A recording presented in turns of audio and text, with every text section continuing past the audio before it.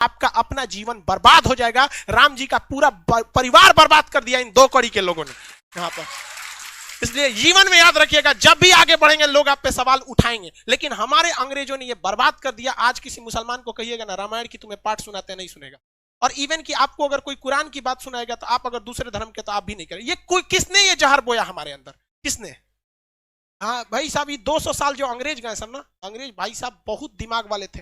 वो लोग को पता था कि भाई साहब तलवार की ताकत से, देखिए मुगल जब आए थे सब तो वो तलवार से लोगों को काटे थे सब, और अंग्रेज आए सब तो कलम से लोगों को काटा गया। और वो खुद लिख के गए थे, the power of pen is more than the power of sword. कलम की ताकत तलवार से ज्यादा होती है। हमारा वैचारिक नपुंसक बना के चले गए सब अंग्रेज, हमारी शिक्षा व्यवस्था को बर्बाद कर दिया। और इससे लड़ने का काम किया था राजीव दीक्षित ने, और इसमें किसी ना किसी की चाल थी जिन्होंने राजीव दीक्षित को आकस्मिक मृत्यु कर दिया, और जो हमारी वैचारिकता को एक ग्लोबल लेवल पर ले जा रहे थे। तो खैर आप भी समझते हैं, इस सब चीज में मत पड़िएगा, धार्मिक चीजें गलत होती है, लेकिन हम लोग इसके शिकार हुए हैं, हम लोग को शिकार बनाया गया है ये अंग्रेजों ने। सज्जनों को समझ में नहीं आता, धीरे धीरे विकास होगा। लेकिन आप अगर समाज को देखेंगे ना, तो समाज का एक ऐसा हिस्सा है जो अब इस सब चीजों से हट रहा है। उसे नहीं मतलब है कि धार्मिक चीजें क्या है, हिंदू सिख ईसाई क्या है, वो अब इंटेलेक्चुअल पे जा रहा है। लेकिन समाज का एक हिस्सा ऐसा भी है जो ससुरा इसमें और ज्यादा क्या होते जा रहा है, बनते जा रहा है। यार आप पढ़े लिखे हैं, आप इस चीज को समझिएगा। तो रामायण क्या है? एक तरह की लीला है जो बताता है कि भाई साहब आप सबको संतुष्ट नहीं कर सकते। बेहोश हो गया क्या कोई? अभी के समय में मोदी जी सबको बना रहे हैं। देखिए बाबू आप ध्यान से समझिए, ऐसा नहीं है, बैठिए। देखिए आप अगर आप पॉलिटिकली देखिएगा तो शायद हम और आप भी अगर प्रधानमंत्री रहेंगे ना, तो शायद बहुत मुश्किल हो जाएगा हमारे और आपके करने के लिए। क्योंकि वहां बैठे हुए आप लोग, आप जैसे सोचिए, वहां बैठे आपको बैठने के लिए सीट नहीं मिला है, यहाँ लड़के जमीन पे बैठे हैं, आपकी शिकायत है गेट खोलना, लेकिन सब अपनी शिकायत जानता है। किसी को पता हमारा सामने तकलीफ कौन सी। तो जब आप एक बड़े लीडर हो जाते हैं ना, एक और रही बात मोदी जी की, कहते हैं कि मोदी जी भी मतलब ये कर रहे हैं। सबसे बड़ा इस देश में करप्शन का काम किसने किया था? अंग्रेजों ने किया था। देखिए ध्यान से, उन्होंने किस तरह से चोट किया था।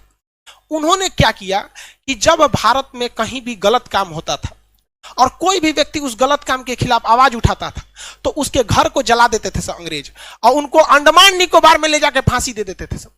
और ये काम उन्होंने 200 साल तक किया। 200 साल में 4 पीढ़ियां आ जाती हैं, क्योंकि एक पीढ़ी व्यक्ति की लगभग 50 मानी जाती है कि 50 साल के बाद आदमी किसी काम का नहीं रह जाता है। तो 4 पीढ़ियों के अंदर अंग्रेजों ने थोड़ा थोड़ा स्वीट पॉइजन देते गए कि तुम गलत के खिलाफ आवाज मत उठाओ, मत उठाओ, मत उठाओ, तुम्हारा घर तोड़ दिया जाएगा, घर जला दिया जाएगा, फांसी दे दिया जाएगा, जेल डाल दिया जाएगा।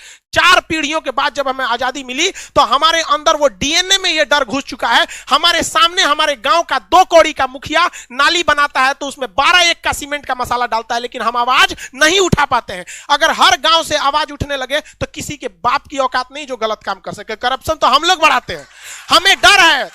हम सवाल उठाते हैं अपने प्रधानमंत्री पे, हम सवाल उठाते हैं मुख्यमंत्री पे, अपने पे सवाल उठाएं कि हमारी औकात नहीं है कि हम अपने मुखिया के सामने आवाज उठा सके। और ये जो लोग कहते हैं करप्शन वाले, ये गांधी को गाली देते हैं। गुलामी में वही गांधी था जो अंग्रेजों की महारानी के खिलाफ आवाज उठा दिया था कि तुम गलत हो, और हम लोग अपने मुखिया के खिलाफ आवाज नहीं उठा पाते। ये वैचारिक नपुंसक बना के चले गए अंग्रेज हमें। हाँ। ये हम आप उठा सकते हैं? आपको नहीं पता आपके गांव में ऐसे मुखिया ने गलत काम किया, सड़क का पैसा लूट लिया, आपके सामने लिखा, लेकिन पूछ सकते हैं? नहीं पूछ सकते। आप पूछेंगे क्यों? नरेंद्र मोदी से, क्योंकि पता है कि वो कुछ नहीं कर सकता। आपको लोकतंत्र में रहते हैं, लेकिन मुखिया के सवाल नहीं पूछ सकते। जानते हैं मुखिया कल को उठवा लेगा आपसे, उठवा लेगा कि नहीं उठा लेगा? आप नीतीश कुमार को गरिया देते हैं क्योंकि जानते हैं कि वो बेचारा, उनको संविधान ने हाथ बांध के रखा है, कुछ नहीं कर सकता। अपने गांव के वार्ड मेंबर को कुछ नहीं कर सकते। उठा लेगा, राते को धो देगा 4 लाठी, शांत दे देगा, और सब गांधीगिरी निकल जाएगा वहां। जिस दिन भारत के 120 करोड़ 130 करोड़ लोगों के 260 करोड़ हाथ एक साथ अगर उठ जाए करप्शन के खिलाफ, किसी के बाप की औकात नहीं है जो भारत मां का 1 रुपया लूट के दिखा सके। लेकिन हम लोग क्या कर सकते हैं? हमारे जैसे टीचर ज्यादा जान फड़फड़ाएगा तो मरवा देगा सब ससुरा हम लोग को। ज्यादा राजीव दीक्षित भी अंग्रेजों के खिलाफ ऐसे ही उड़ रहे थे। वो 200 साल पहले की चीजों को उठाए थे, हमारे उड़ा देगा सब। यहाँ पहले ही 6-7 गो बम चल चुका है।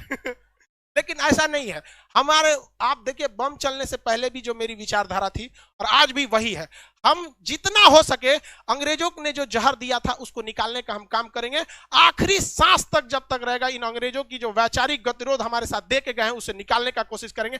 एक भी भारत मां के संतान को अगर हम सही रास्ते पर लाएंगे तो हम समझेंगे मेरा जीवन सफल हो गया।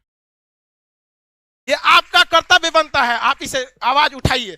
और आज कोई कुछ नहीं कर सकता है, कोई कुछ नहीं कर सकता है। अरे भाई, अंग्रेज जब हम लोग लड़ के गुलामी ले लिए, गुलामी से आजादी हो गए, तो मुखिया कौन चीज? लेकिन आप इसके खिलाफ आवाज नहीं उठाते हैं। आवाज तब उठाइएगा जब आप अपने गांव को सुधार सकते हैं, तब जब आप अपने गांव को सुधारने में तकलीफ होती है। अरे देश के प्रधानमंत्री को देश सुधारने में कितनी तकलीफ होती है, बहुत टाइम लग। किसी की बात करते हैं, हमको मोदी जी से कोई एक वीडियो बनाए थे हम, लड़का कमेंट किया था, सर आप मोदी जी के भक्त हो गए, तो नीचे एक लड़का उसका रिप्लाई दिया था, कल वाला वीडियो देख लो।